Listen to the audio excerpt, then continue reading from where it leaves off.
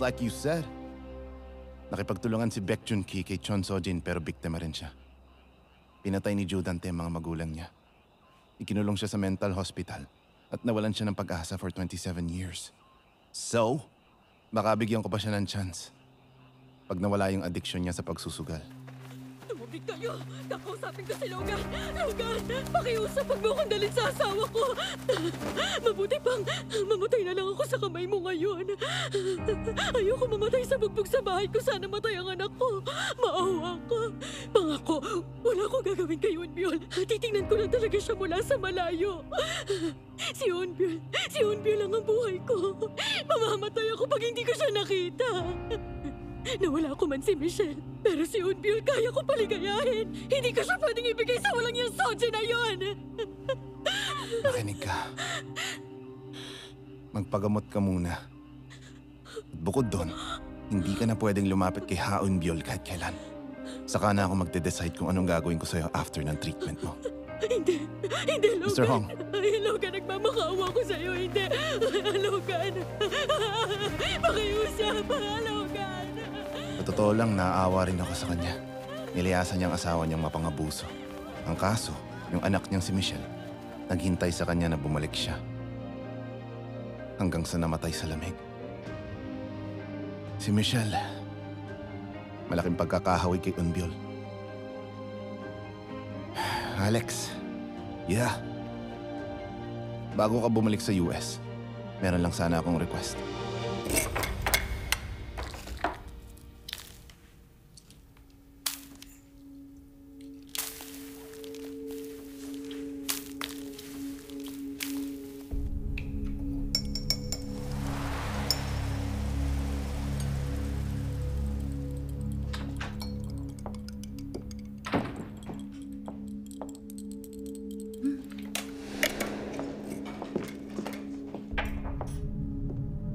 Wow, ang ganda ng setup.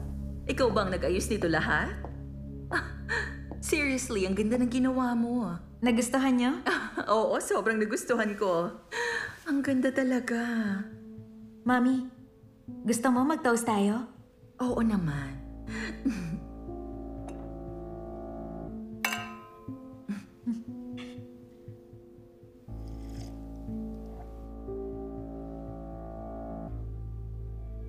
Ang galing mong pumili, anak. Ang tamis ng wine. Masaya ako ngayong araw na to. Ito ang pinakamasayang araw ko.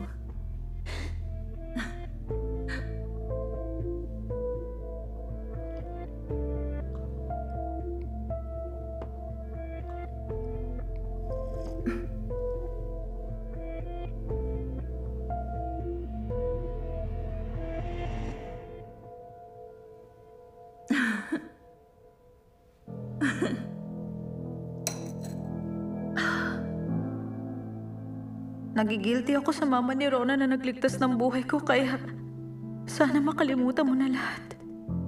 Kapag nawala ang mga bad memories, magiging masaya ka rin, Mami. Tsaka, hindi mo na kailangan gumawa ng masama para sa akin. At hindi ka na mahihirapan. Yun ang gagawin ko. By the way, kumusta nga pala yung headache mo? Wala na ba? Wala na, Mami. Okay na. Oh, that's good. Sino yon? Ako na po, Mami.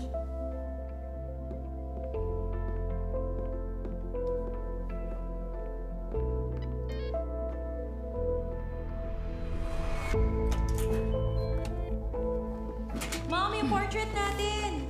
Ah, yung portrait? Let's see. Oh my! Ang ganda po natin, di ba?